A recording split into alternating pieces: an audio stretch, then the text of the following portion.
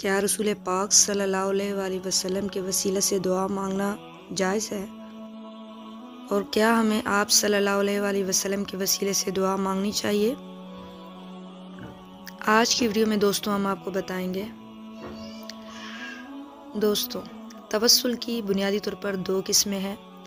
توسل بالاعمال یعنی اپنے کسی نیک عمل کے وسیلے سے یوں دعا کرنا کہ اے اللہ فلاں عمل کی برکت سے میری فلاں حاجت پوری فرما۔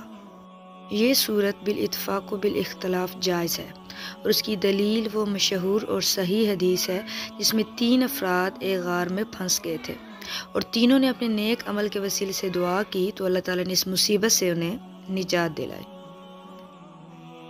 اس کی دوسری قسم ہے توسل بالذوات یعنی اللہ سے کسی نبی علیہ السلام، صحابی رضی اللہ تعالیٰ عنہ یا کسی ولی سے اپنے تعلق کا واسطہ دے کر دعا کرنا۔ یہ صورت بھی جمہور اہل سنت والجماعت کے نزدیک جائز ہے، چنانچہ قرآن کریم کی آیت سے ثابت ہے کہ بنو قریظہ اور بنو نذیر کے یہود نبی کریم صلی اللہ علیہ وآلہ وسلم کی بعثت سے پہلے آپ صلی اللہ علیہ وآلہ وسلم کے وسیلے سے فتح و نصرت کی دعا کیا کرتے تھے۔ خود نبی کریم صلی اللہ علیہ وآلہ وسلم فقراء و مہاجرین کے توسل سے دعا فرماتے تھے،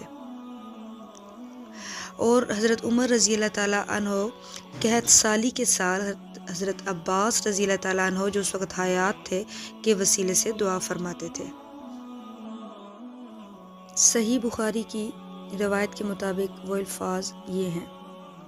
حضرت انس بن مالک رضی اللہ تعالیٰ عنہ روایت کرتے ہیں کہ حضرت عمر بن خطاب رضی اللہ تعالیٰ عنہ قحط کے زمانے میں حضرت عباس بن عبد المطلب رضی اللہ تعالیٰ عنہ کے وسیلے سے دعا فرماتے تھے، چنانچہ یوں کہتے تھے: اے اللہ ہم آپ سے اپنے نبی صلی اللہ علیہ وآلہ وسلم کے وسیلے سے دعا کر کے بارش طلب کرتے تھے، اب آپ صلی اللہ علیہ وآلہ وسلم کے چچا کے وسیلے سے آپ سے بارش کی دعا کرتے ہیں، چنانچہ بارش ہو جاتی۔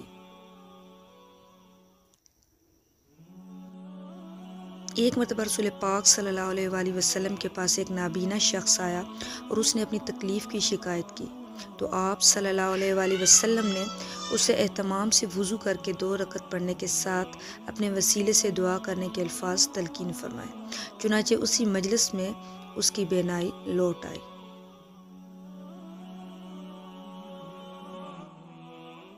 بہرحال انبیاء، اولیاء یا نیک اعمال کے توسل سے دعا کرنا جائز بلکہ اجابت دعا میں مؤثر ہے۔ دعا میں توسل کا ثبوت متعدد احادیث سے آیا ہے جس کا ترجمہ کچھ اس طرح ہے: نبی کریم صلی اللہ علیہ وآلہ وسلم کا توسل ہر حال میں جائز ہے، چاہے آپ صلی اللہ علیہ وآلہ وسلم کی تخلیق سے پہلے ہو یا تخلیق کے بعد، آپ صلی اللہ علیہ وآلہ وسلم کی دنیاوی زندگی میں ہو یا وصال کے بعد حیات برزخی میں ہو۔ البتہ کسی نبی یا ولی سے حاجت مانگنا شرک ہے۔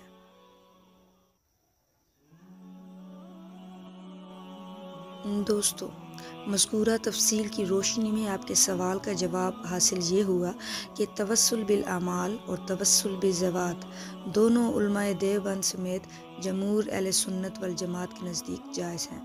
قرآن کریم و احادیث مبارکہ اور کتب فقہ میں اس کی تصریحات موجود ہیں۔ علماء دیوبند کی کتاب المحن علی المفند میں بھی واضح طور پر یہی عقیدہ مذکور ہے، لہٰذا توسل کا کلی طور پر انکار یا نبی اور ولی میں فرق کرنا درست نہیں۔ تاہم دعا کی قبولیت کے لیے وسیلہ واجب یا ضروری نہیں۔ توسل کا انکار کیے بغیر بلا وسیلہ دعا مانگنا بھی جائز ہے، اور توسل والی دعا کی قبولیت کا اللہ کے ذمہ لازم سمجھنا بھی درست نہیں۔ فقط واللہ عالم۔ دوستوں امید ہے آپ کو ہماری آج کی یہ ویڈیو بھی یقیناً پسند آئی ہوگی اور آپ کی اسلامی تعلیمات میں اضافے کا باعث بھی بنی ہوگی، اور وسیلہ کے حوالے سے آپ کے دل و دماغ میں موجود شکوک و شبہات کو دور کرنے میں بھی مددگار ثابت ہوئی ہوگی۔ مزید اسی طرح کی اچھی ویڈیوز کے لیے برائے مہربانی ہمارے چینل کو لائک، سبسکرائب اور شیئر کرنا مت بھولیے، تاکہ ہماری اسی طرح حوصلہ افزائی ہوتی رہے اور ہم اسلامی تعلیمات سے بھرپور ویڈیوز آپ کے لیے لے کر آتے رہیں۔ دوستوں ان ویڈیوز کو اپنے فیملی اور دوستوں کے ساتھ بھی شیئر کریں تاکہ ان کی اسلامی تعلیمات میں بھی اضافہ ہو اور ہماری حوصلہ افزائی بھی ہوتی رہے۔ اللہ تعالیٰ آپ کا حامی و ناصر ہو۔ اللہ حافظ۔